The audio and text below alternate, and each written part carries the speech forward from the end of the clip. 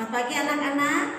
Puji Tuhan ya, anak-anak tadi sudah menyaksikan atau mengikuti ya ibadah dari rumah. Nah, tentunya anak-anak sudah diberkati ya.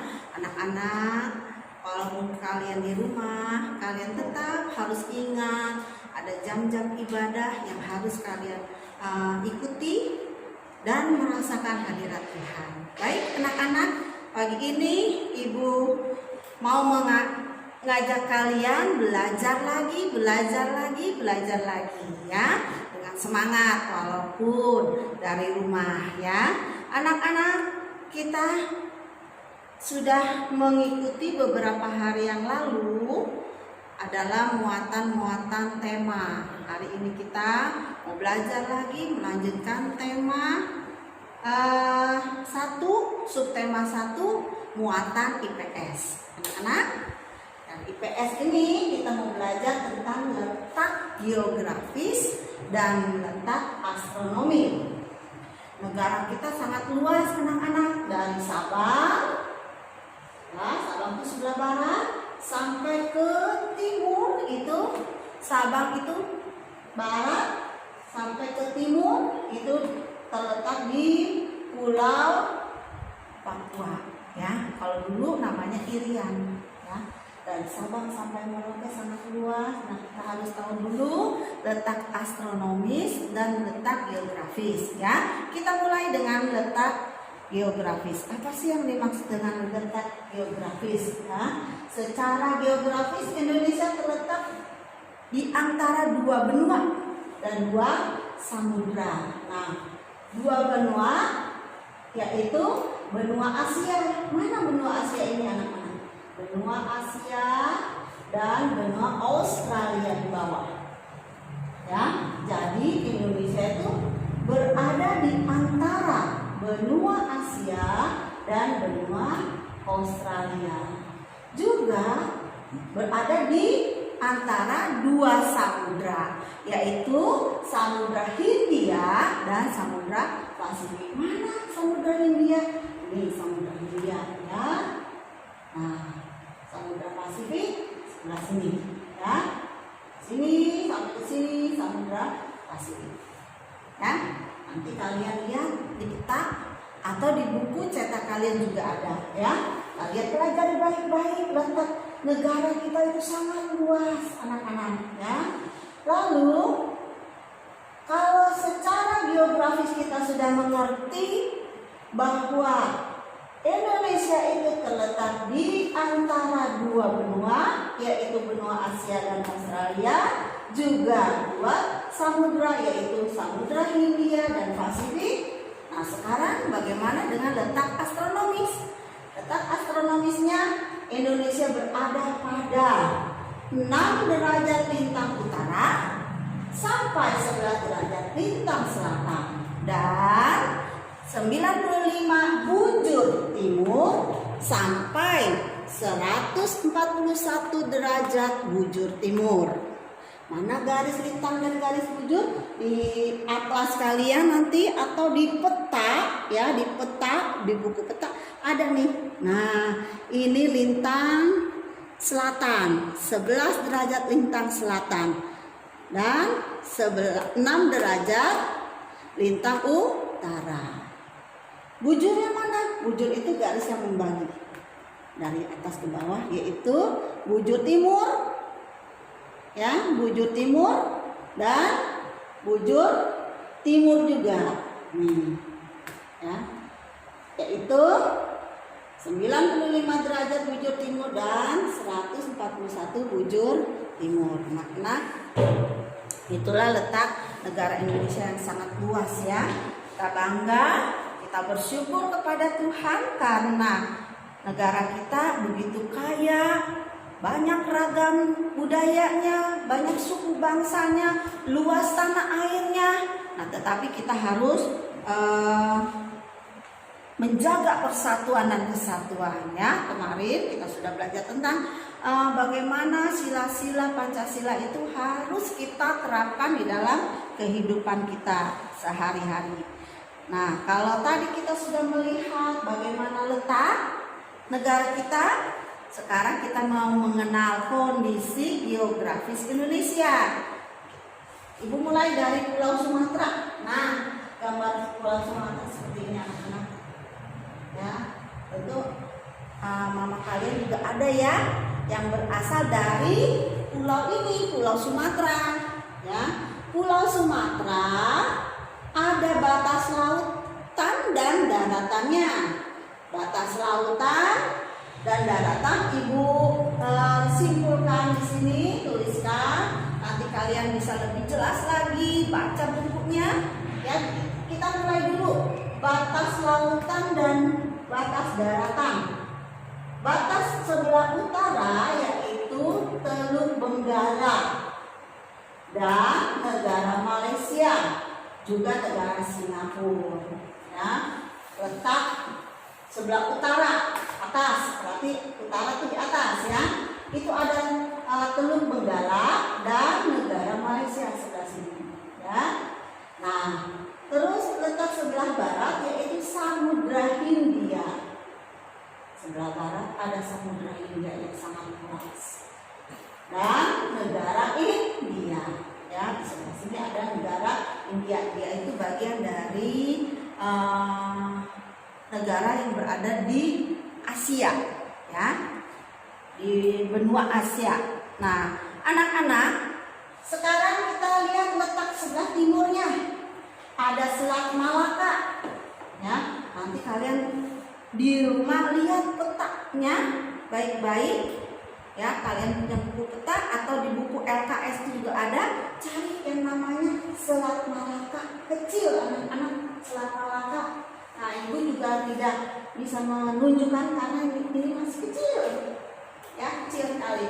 Nah, Selat Malaka dan juga Pulau Kalimantan. Sebelah sini ada Pulau Kalimantan. Nah, tadi di depan pada slide pertama itu ada pulau-pulau besar di Indonesia ya. Di atas sebelah sini ada Pulau Kalimantan. Sebelah timur kita sudah bahas, lalu sekarang sebelah selatan. Sebelah selatan berarti bawah ya. Ada Selat Sunda dan Kepulauan Mentawai. Nah, itulah Pulau Sumatera. Nah, pulau yang besar dari Indonesia yang kedua adalah Pulau Jawa. Nah, Pulau Jawa itu adalah di mana tempat kita tinggal sekarang nih, termasuk kita ada di Pulau Jawa, Banten, Provinsi Banten termasuk berada di Pulau Jawa ya. Nah, Pulau Jawa, batas lautan dan daratannya adalah batas sebelah utara Pulau Kalimantan dan Laut Jawa. Batas sebelah barat yaitu Selat Sunda dan Pulau Sumatera. Sebelah timur Selat Bali dan Pulau Bali. Selatan Samudra Hindia ya. Hindia Ocean ini berarti ini Samudra Hindia ya. Sangat luas sekali Samudra Hindia ya anak-anak. Nah, ini Pulau Jawa.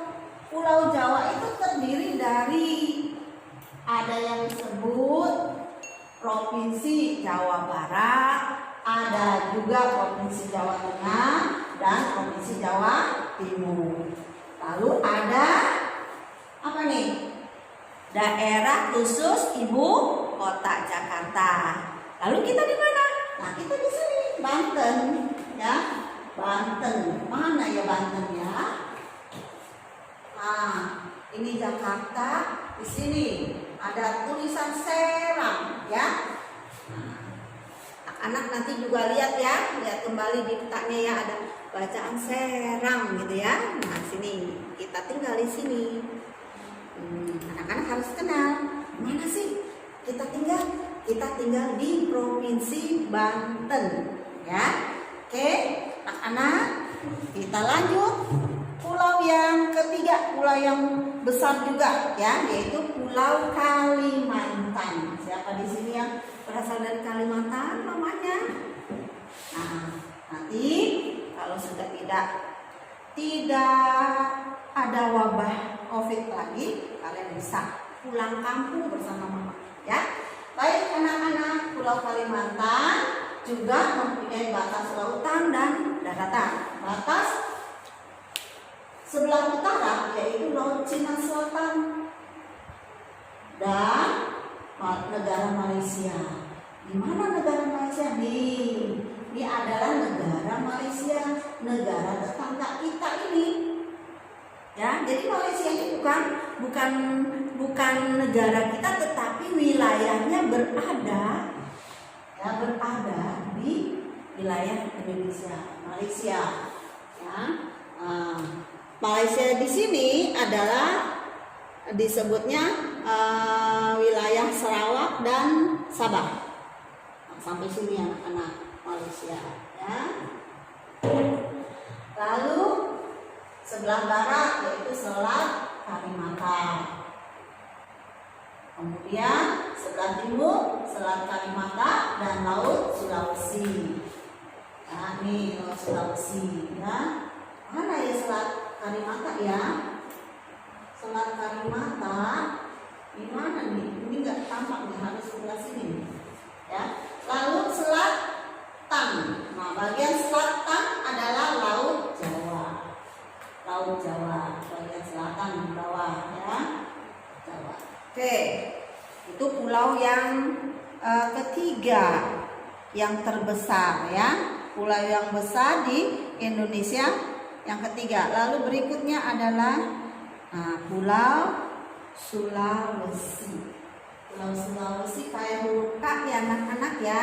Jadi kalian harus ingat nih ya gambarannya kalau Pulau Kalimantan seperti apa ya. Kalian ilustrasikan, kan tadi kita udah belajar tuh ya. Apa tuh pelajaran SBDP, gambar ilustrasi. Nah, kita ilustrasikan kalau Pulau Sulawesi seperti huruf K. Ingat ya. Nah, nanti kita belajar juga menggambarkan. Pulau Sulawesi sebelah utara dibatasi ya, batas lautannya adalah Laut Sulawesi. Sebelah utara Laut Sulawesi. Lalu dan sebelah batas daratannya adalah negara Filipina. Nah, sebelah utara sebelah sini. Nanti kalian lihat di sini ada Filipina. Nah, negara Filipina termasuk negara Asia Tenggara, ya, atau negara ASEAN. Bagian dari negara ASEAN. Ya, kita pun termasuk negara Indonesia termasuk negara ASEAN, ya, anggota ASEAN. Kemudian sebelah barat yaitu ada Selat Makassar dan Pulau Kalimantan. Kemudian sebelah timur Laut Banda dan Kepulauan Maluku. Selatan Laut Flores dan Pulau NTT dan NTB. Apa tuh NTT? Nusa Tenggara Timur dan Nusa Tenggara Barat. Ya. Oke anak-anak. Terakhir nih bagian timur sekali yaitu Pulau Papua. Kalau dulu namanya Irian ya, Irian Jaya dan juga diganti Irian Barat ya. Sekarang namanya Pulau Papua. Batas lautannya juga sebelah utara Laut Filipina, sebelah barat Laut Parahuru, Laut Banda dan Maluku, Kepulauan Maluku. Lalu di sini ada sebelah timur negara Papua Nugini. Ya. Kemudian sebelah selatan adalah Samudra Hindia dan negara Australia. Di sini nggak kelihatan Australianya ya, karena ditampakkan saja ini Pulau Papua. Luas kan anak-anak ya. Nah, sebab itu kita harus mencintai bangsa kita, negara kita, menjaga keragaman suku bangsa kita, karena Tuhan sudah menganugerahkan satu wilayah Indonesia yang sangat luas ya anak-anak. Kita perlu menjaga persatuan dan kesatuan. Dengan apa? Kita mau bersama-sama ya. Di Istilah yang kalian sering kenal adalah kita mau bergotong royong, ya, mengerjakan segala sesuatu kita harus kerjakan dengan gotong royong. Contohnya kalian misalnya di rumah nih, anak-anak lihat mama sedang sibuk, tidak ada yang bantuin. Kalian sudah kelas 5, sudah bisa membantu mama yang bisa yang sudah kamu mampu buat, kamu buat. Misalnya menyapu, misalnya lagi apa? Cuci piring, ya, merapikan tempat tidur, itu sudah membantu sekali kalau kalian mau lakukan, ya anak-anak. Nah, kita masuk pada muatan IPA yang hari ini kita mau belajar tentang ide pokok. Nah, anak-anak tentunya sudah tahu waktu di kelas 4 belajar tentang ide pokok, paragraf, kalimat utama, gagasan utama dan sebagainya. Tapi baiklah Ibu mengulang karena memang di tema 1 ini anak kelas 5 akan belajar tentang ide pokok. Ide pokok ya. Ide pokok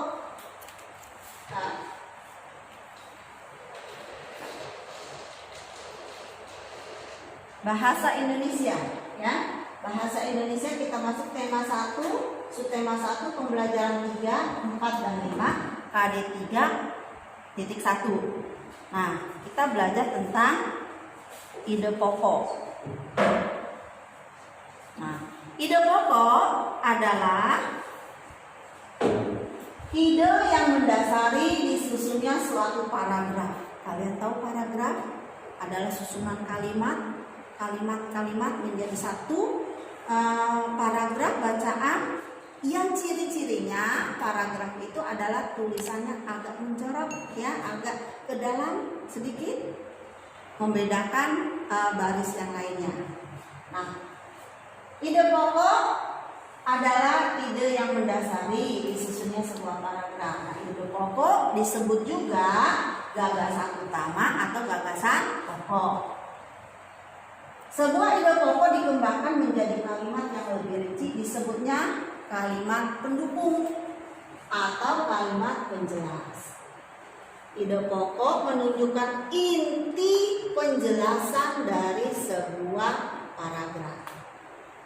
Jadi kalimat yang panjang itu kita bisa cari ide pokoknya, kita bisa tentukan ide pokoknya dengan baik kalau kita baca dengan hati-hati, dengan seksama, dengan teliti, ya, maka kita akan mendapatkan ide pokok.